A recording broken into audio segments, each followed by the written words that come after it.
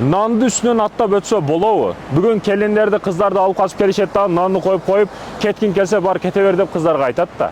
Нанда ыйыктык барбы? Нанга негизи сезимдерди байласак туурабы?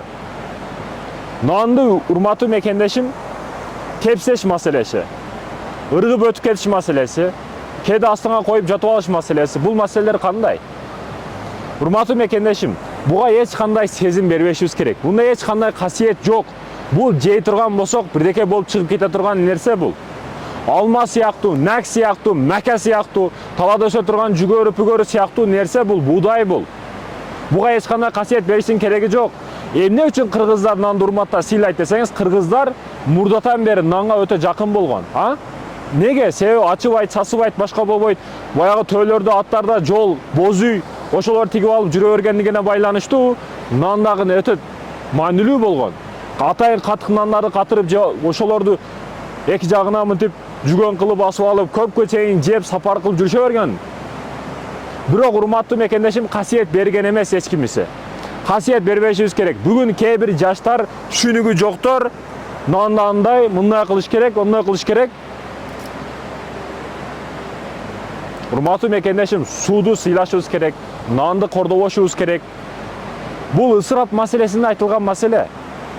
Бирок мында эч кандай касиет жок. Ага сыйынып, үстүнөн өтүп секирип, билбей өтүп койсоң, анан 3 жолу келип, башыңа мынтип айландырып лепешканы. Бул мындай нерселердин кереги жок, урматтуу мекендешим. Буга эч кандай касиет бербешибиз керек. Лепешка бул нан. Азыр нандардын көбү кытайский дрожь, турецкий дрожь, дагы бир дрождор кошулуп, химиялык заттар көп кошулгандыгына байланыштуу көпчүлүгү күмөн. Нанга маани бериңиздер.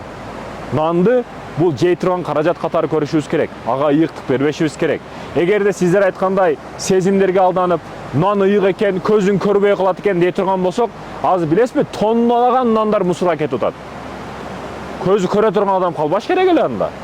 Мында көрдүңүзбү, касиет жок. Буга нан катары карайлы, урматтуу мекендешим. Бул лепешка нан.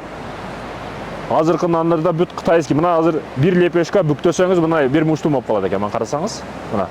Бул көбүткү деп коет, баа дрожь деп коет. Дрождун эмеси менен мына нан, бул жөн эле камыр да мына.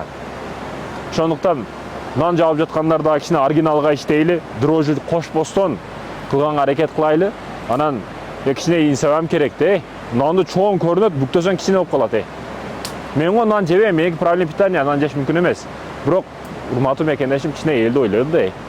Сатканың 30 сомдук нан, 40 сомдук нан, анан кичине болуп калса бул ошобой калат.